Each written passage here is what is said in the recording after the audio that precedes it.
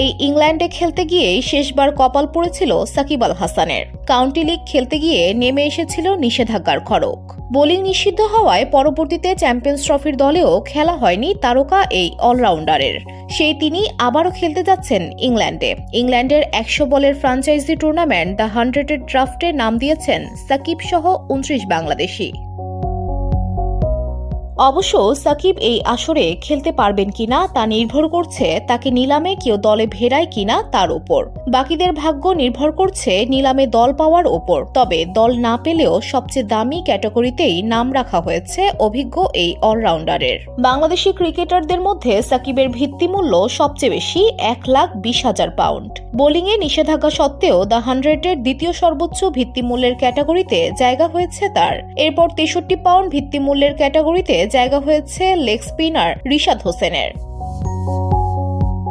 এরপর ৫২,০০০ পাউন্ড ভিত্তিমূল্যে আছেন বাংলাদেশের ৩ ক্রিকেটার। তারা হলেন লিটন দাস, তাওহিদ হৃদয় ও স্পিনার শেখ মেহেদী। ৪১,৫০০ রাউন্ড ভিত্তিমূল্য ধরা হয়েছে Tanzid Hasan Tamim, Nahid Rana.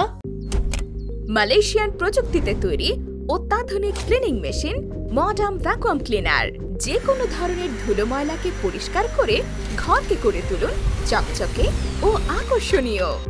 Modem, brand of luxury. Tanzim Hasan Shakib ও শরীফুল ইসলামের। আর নির্দিষ্ট ভিত্তিমূল্য নেই এমন ক্যাটাগরিতে নাম দিয়েছেন বাংলাদেশের আরও ২০ ক্রিকেটার। সেই ২০ জনের তালিকায় আছেন খালেদ আহমেদ, নাসুম আহমেদ, আলিশাল ইসলাম, জাকির আলী অনিক, ইনামুল হক বিজয়, ইবাদত হোসেন চৌধুরী, জাকির হাসান, সাইফ হাসান, শামীম হোসেন পাটোয়ারি, আফিফ হোসেন, মুকিদুল ইসলাম মুগ্ধ, তাইজুল ইসলাম, শহীদুল ইসলাম, কামরুল ইসলাম রাব্বি, হাসান মাহমুদ, রুয়েল মিয়া, মেহেদী হাসান মিরাজ, সৌম্য সরকার, রনি তালুকদার ও মোহাম্মদ সাইফুদ্দিন। উল্লেখ্য, আগামী ১২ই মার্চ অনুষ্ঠিত হবে দ্য 100-এর নতুন মৌসুমের প্লেয়ার্স ড্রাফট।